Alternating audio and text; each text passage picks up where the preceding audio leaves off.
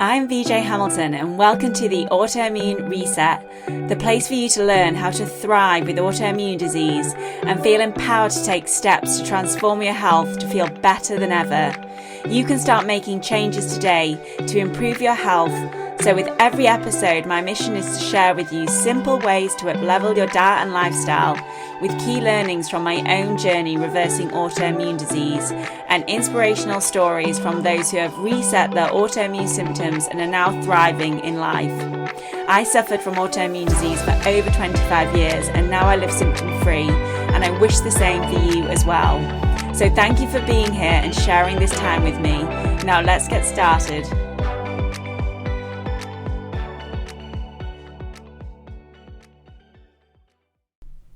Hello and welcome to today's episode of the Autoimmune RESET podcast.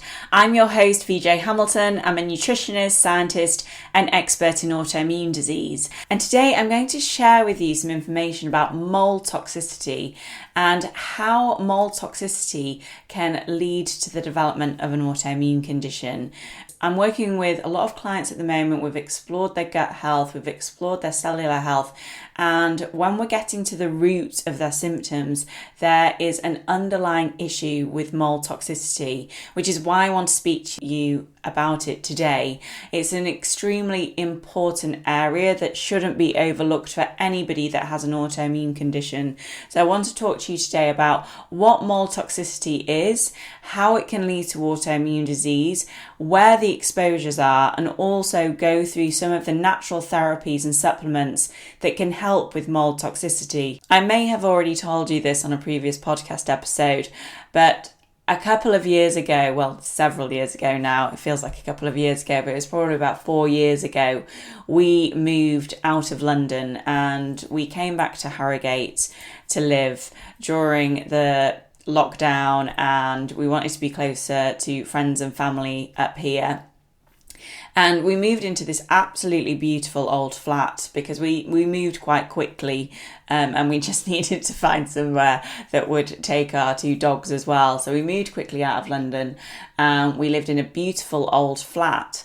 But in the bathroom, it was leaking and there wasn't any windows in the bathroom, which was off from the bedroom. There was quite a damp smell, and I noticed over time that my shampoos and my shower gel and other things started having a little bit of mould on it, and you could smell the dampness as well. We had our bed up against the wall, which was next to the bathroom, and what happened over time is I started to develop extremely intense migraines, and at the time, because it was lockdown and I was on screens a lot, I just assumed that was the issue.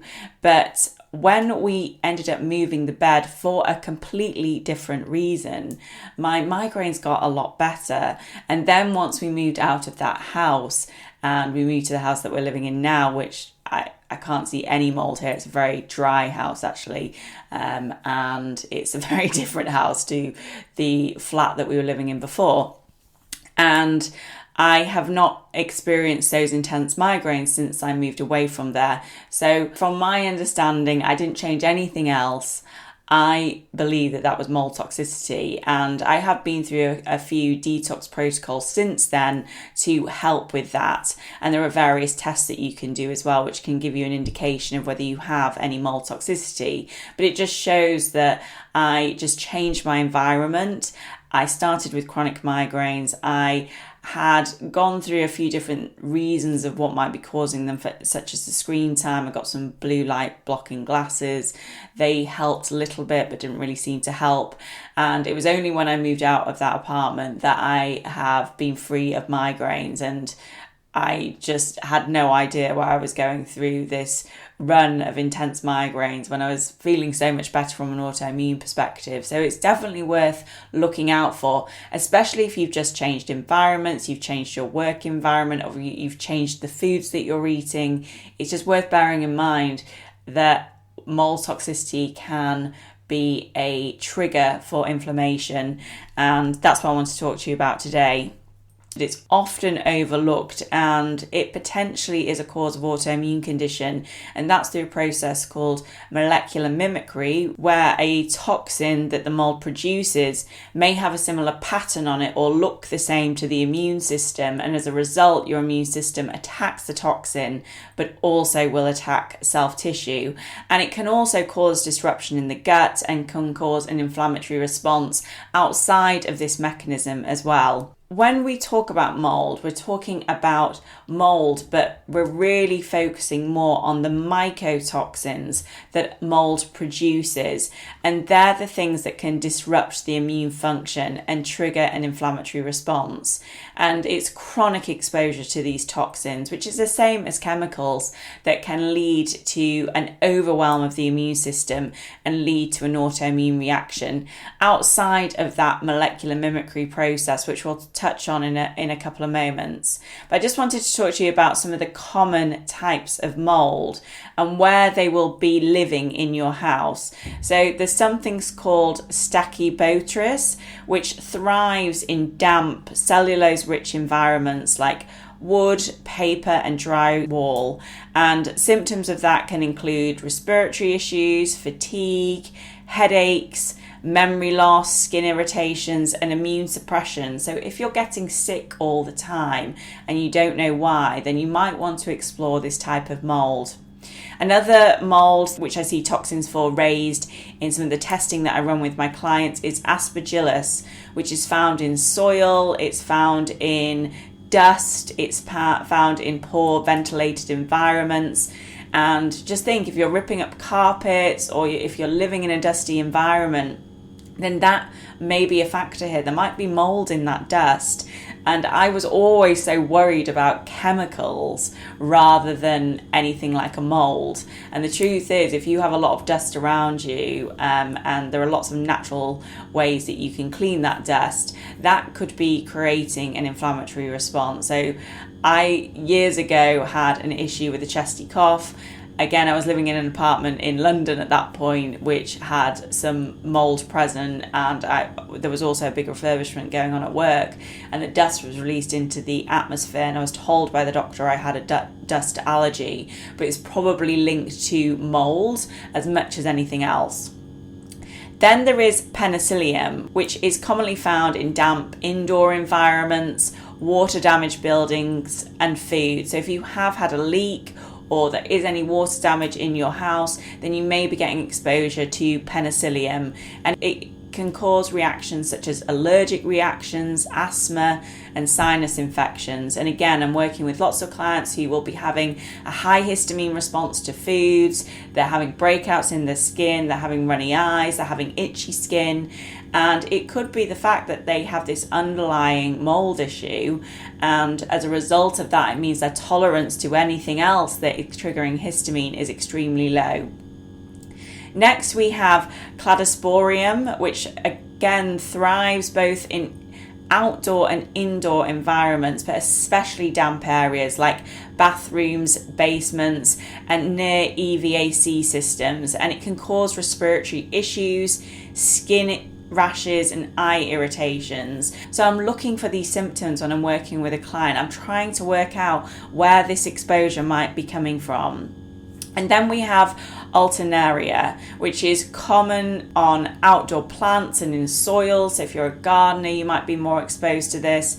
And also in indoor damp environments again, such as showers and sinks. So making sure that you are cleaning your bathrooms, cleaning your showers, making sure there's no mold toxicity there is important, because exposure can lead to allergic reactions, asthma and respiratory problems. So you can see a lot of these symptoms are quite similar for the different types of molds. There's lots of symptoms that relate to respiratory problems and skin issues, but also look out for eye irritations and any form of allergic reactions as well.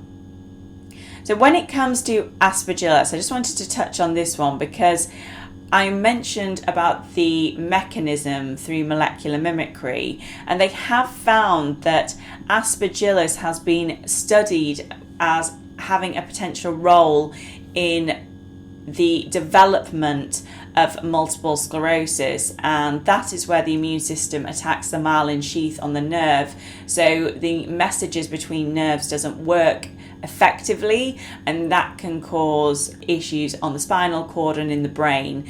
And what they have shown is aspergillus may contribute to that in some research. So again, if you have just recently had a multiple sclerosis diagnosis or any chronic condition, including an autoimmune condition, then it's worth checking whether mold might be a factor for you. And I'm going to talk to you about the ways that you can do that in a moment. Now, I've run through a lot of the symptoms for those specific molds, but I just want to go through those again so you're clear of what type of symptoms you should be looking out for when it comes to mold. So the first one, and most obvious one I would say, is respiratory issues. As I said, I had a very chesty cough for a long period of time when I was in London, and that I was working in a business that was having a refurbishment, plus I was living in an apartment which likely had a lot of mold toxicity, and I just had this chronic cough. But you may also have sneezing, sinus congestion. If you're waking up in the morning with sinus congestion and you don't know why, then this might be something to explore. Another key feature is neurological symptoms such as headaches, memory loss, confusion, dizziness and mood swings. As I mentioned, I started having a lot of migraines, and that's a neurological symptom, and that can be linked to mold toxicity. You can also have gastrointestinal problems like nausea, vomiting, diarrhea and abdominal pain, and that can relate to mold toxicity. So if you have moved environments, started eating different foods, gone away to a different part of the world, or started living in London and you're going on the tube more, then think about these symptoms, and if you bring them all together and it feels like this might be a factor for you, then it's worth looking into. There are also skin reactions like rashes, itching and hives, fatigue, which is linked to those neurological symptoms, and immune suppression, so being sick all the time and just not knowing why. Now, the reason that this can be a problem is that some people are going to respond to mold differently to others. For example, when I was living in that flat when I first moved up to Harrogate, my husband wasn't getting ill like me, and that makes you think that it must be something else. It can't be the environment because both of us are living here. But the truth is, some people are going to be more susceptible to mold toxicity than others, and that can be based on genetic susceptibility, it can be based on your health history, and it can be based on your gut health and other factors. So just because the person you're living with isn't reacting in the way you're reacting to mold doesn't mean that it's not a factor. And one of the things that can happen is this Chronic Inflammatory Response Syndrome, which is a condition triggered by prolonged exposure to biotoxins like mold. And it's just going to lead to persistent inflammation in the body.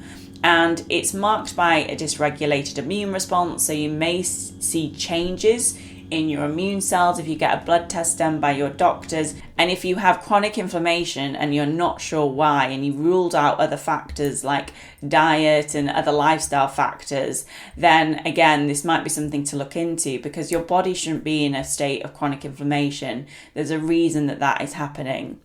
And again, symptoms of chronic inflammatory response syndrome are similar to mold toxicity. So having chronic fatigue, muscle and joint pain, that was something I suffered with a lot.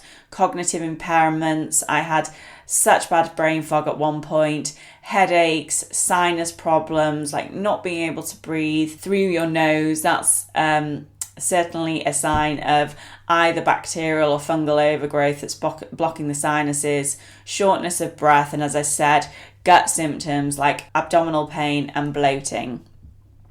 Now, there are various ways that you can test for mold, and one of the tests that I find really interesting is the visual contrast sensitivity test. And this is a non-invasive test which measures the ability to detect contrast, which can be impaired if you have this biotoxin type illness. And it helps screen for the neurological impact of mold toxicity on visual processing.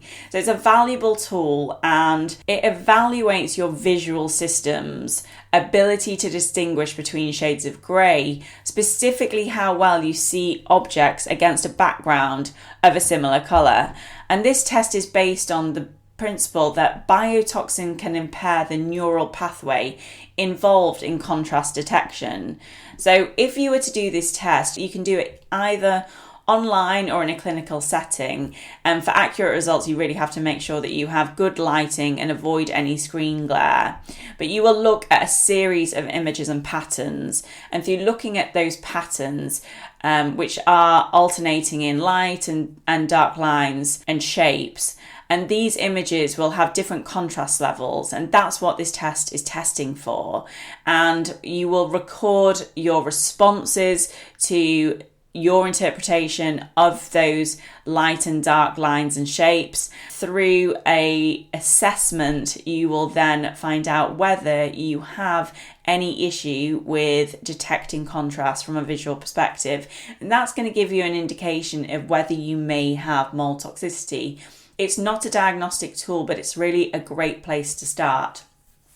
I also like to use Dr. Krista's mould questionnaire, which is going through lots of different questions to understand whether mold toxicity might be at the heart of your symptoms. It's a really good questionnaire going through all the different areas that can be affected with mold toxicity. So at the end of it, you get a really great understanding of whether mold toxicity is at the heart of your symptoms.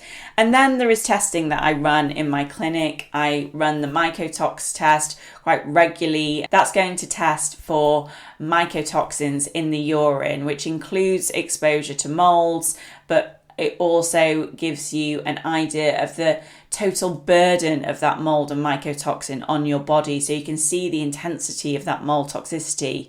So that's a really great test to do to find out, are you being exposed to mold currently? And then I may use something like a CIRS panel, which is a blood test, and that will look at whether you're having an immune response to the mold. And I find those two tests combined can give you some really great insight into what's going on in your body. But you can get other blood tests to look for inflammatory markers as well. And there are certain inflammatory markers which are specifically linked to mold. So you can look into those. And you can also look into things like your C-reactive protein to see whether your body is in a state of inflammation at the moment, which isn't always as accurate at looking at mold toxicity. But if you are inflamed, then you want to understand what is causing that inflammation. You can also test your environment. And one of the main things that I do initially when I'm working with a client is we need to remove the trigger immediately or as soon as we can, because that's making them sick. And I can do lots of work with them from a diet and lifestyle and nutrient perspective. But the truth is, if that toxicity is still there, then it's still going to be impacting them on a daily basis. And that's how you can have some environmental testing done at your home. And you can buy these online as well. So you can test yourself, or you can also get a supplier to come in who can test your home environment for you. And I've had clients who have done both. And you can leave little petri dishes around and see if any mold is found in those dishes, and you can send those away. So that's a way for you to test those at home. But as I said, there are lots of companies that will come into your home and assess your home for you to determine whether there is any mold toxicity. But it's also to be aware that, there are food sources of mold toxins as well, which I'm going to touch on in a moment. I also wanted to talk to you about how important detoxification is when it comes to mold toxicity. We talked about the Chronic Inflammatory Response Syndrome, which may be a factor if you already have a dysregulated immune system, but it may also mean that your detox pathways are not working efficiently. And that again can be a genetic variation that you have on one of your, for example, glutathione genes, but it may be that you already have quite a high burden of toxins in the body and you're not able to clear those as well. So if you are more prone to mold toxicity, then I'm also focusing on how well you are currently detoxing. And remember, detoxing starts at how regularly you're going to the toilet, because that's one of the best ways that we detox, and it's the end of the detox process. So if that's blocked up, then it's going to back up to all the other systems. But I wanted to touch on one area when it comes to detoxification, and that is the role of bile. Because when I'm working with clients and we run a stool test, what I often find is they will have an issue digesting fats, and that is shown by the fact that there is a lot of fat in the stool.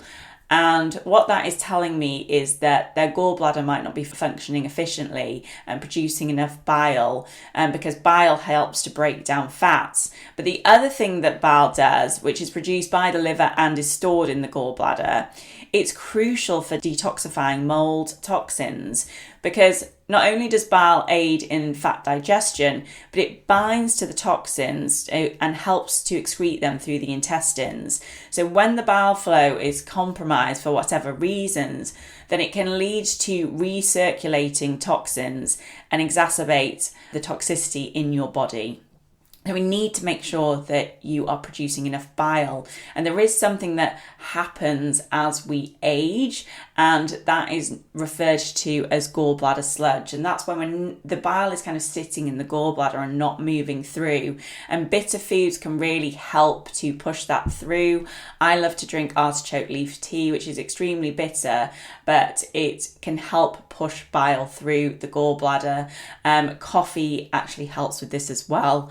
But if you're not drinking coffee for other reasons, then that's completely understandable. But there are various ways that you can help with that. But if you have an issue digesting fats, you may also want to look into the fact that it is going to impair detoxification. So it's important to work on that system if it's an issue for you, regardless of whether you have mold toxicity, because it helps to eliminate other toxins as well. Mold toxicity can also disrupt endocrine function, and it can lead to a hormonal imbalance. So again, if you have hormonal issues such as thyroid dysfunction, you may have been diagnosed with hypothyroidism or hyperthyroidism, then you might want to look into mold toxicity.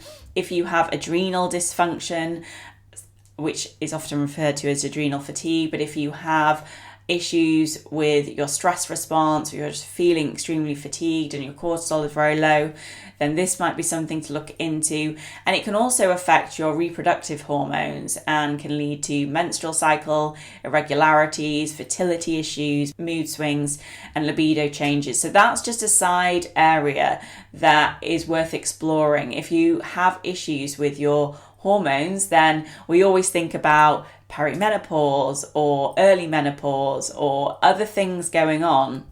But the truth is, if you want to get to the root cause of it, then it may be mold toxicity that's causing those imbalances. And there are lots of reasons that our hormones can be imbalanced, but I just wouldn't want you to miss this area if it's one that you haven't looked into before, you've tried other things and they haven't worked. We can think about mold when it comes to our environment, but unfortunately the truth is we can find mold in a lot of different foods as well, and particularly those stored for extended periods of time. And common food sources which may have mold in them are things like grains, which can be wheat, corn, barley and oats. And I found that people who go gluten-free or grain-free and may not have a sensitivity to grains, but they do really well when they're not eating grains. Well, it might be the fact that there are molds in the grains and they're reacting to those molds. Nuts and seeds such as peanuts, pistachio and other tree nuts often have a lot of mold in them. Coffee is likely to have some mold in it and mold toxicity, and even if you are buying a really good coffee that's organic, you do need to be careful. I really like Purity or Exhale coffee if you're looking for a mold-free and a natural coffee. But also dried fruits, so raisins, figs, apricots, dairy products like cheese and milk, and then alcohol like beer and wine. So all these things could potentially be adding to the burden of mold toxicity. So it's just worth bearing that in mind, especially if you have run a test and you have mold exposure and there's no obvious signs of any mold exposure in either your home or work environment. and you're not a gardener, you just can't pinpoint where these other sources are. That's when we really need to start looking at food as well. So there are lots of ways that I work with clients. If we think that mold toxicity is at the root of their symptoms, then we will do a full protocol to help eliminate mold in their body. But I'm just going to run through some areas that it's worth thinking about if you have mold toxicity, and ways that nutrition and lifestyle can help with mold toxicity. So of course, if you have inflammation due to mold toxicity, then following an anti-inflammatory diet is going to be the best place to start. And I think this is where the autoimmune paleo protocol can be helpful. There's a new modified AIP protocol which restricts far less foods, but because it's taking out some of these foods that are more likely to have mold toxins, that might be helpful in the short term. But when it comes to an anti-inflammatory diet, just making sure you're getting lots of colour in your diet through fruits and vegetables, and you can add extra powders, and you could also add things like chlorella or moringa or one of those green powders, which is going to help with the detoxification process as well. And that's going to help to reduce the inflammation and oxidative stress which may be being caused by mold toxicity.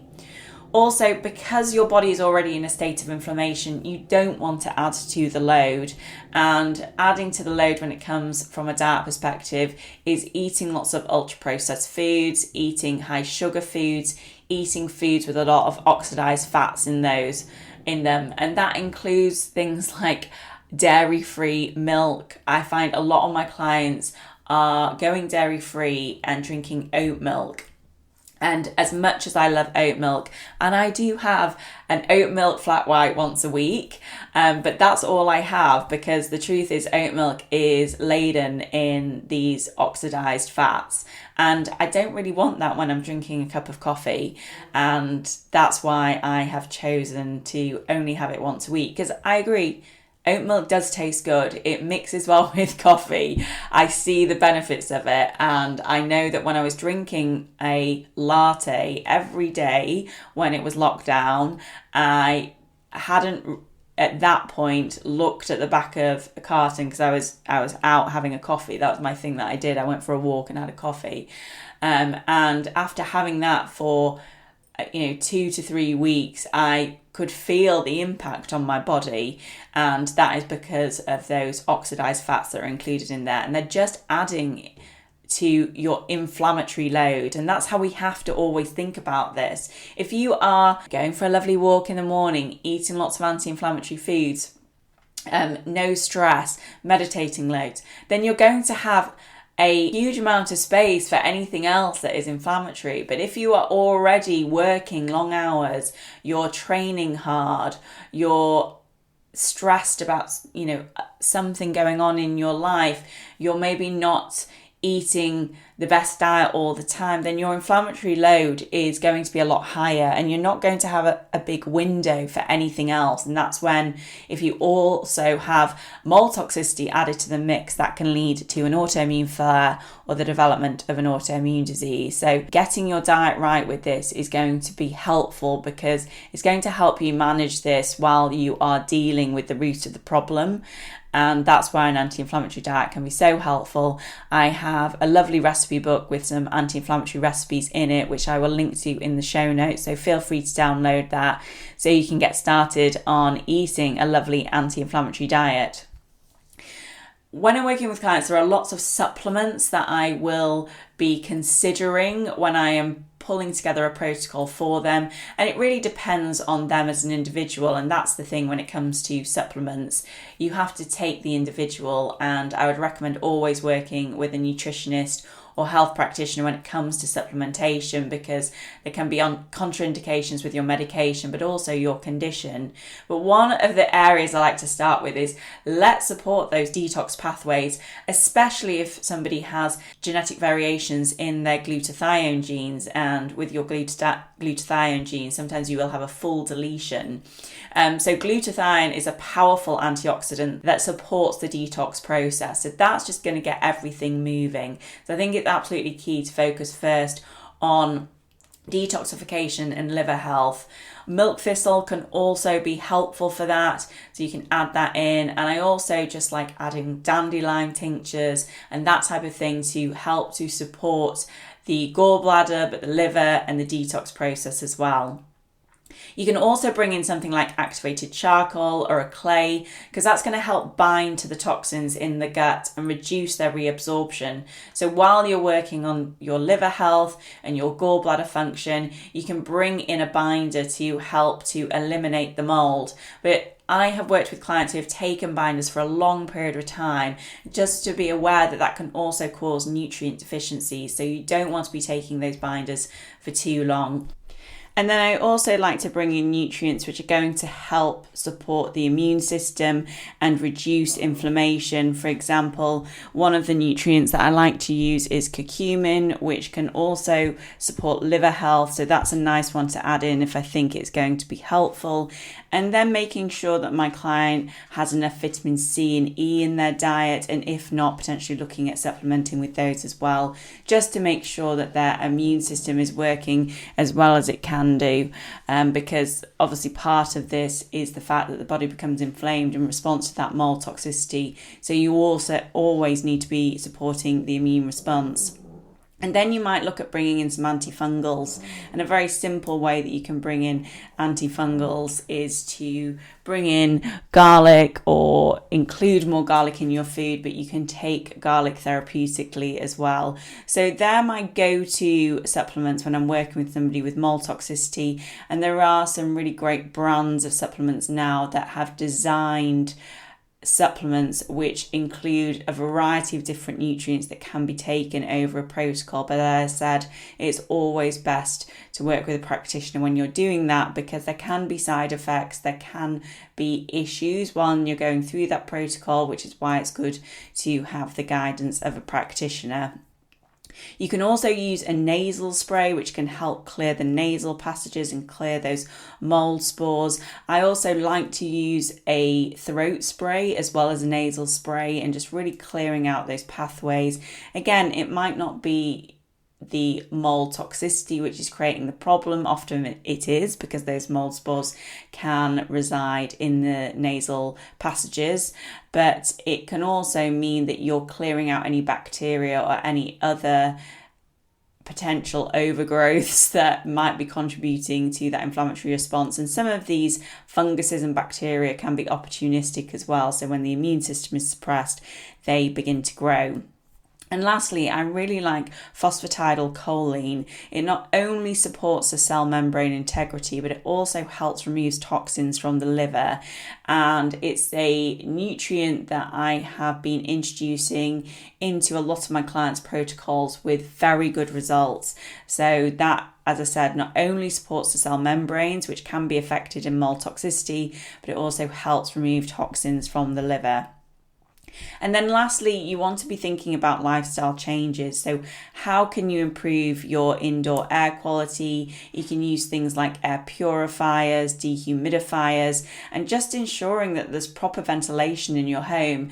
Opening windows is ventilation, and I know it can get cold outside, but opening those windows at least for a couple of hours a day can really help to bring in some clean air into your home.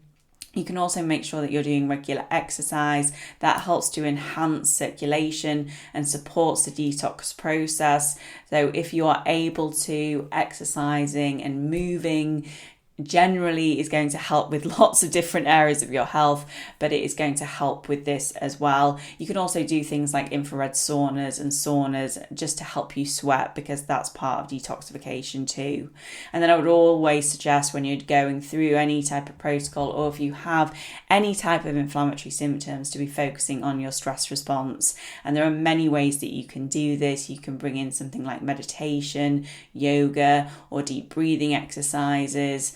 But there are many other things, and you need to find out what's going to work for you. It's taken me a long time to find stress management techniques that I'm able to incorporate into my day very easily.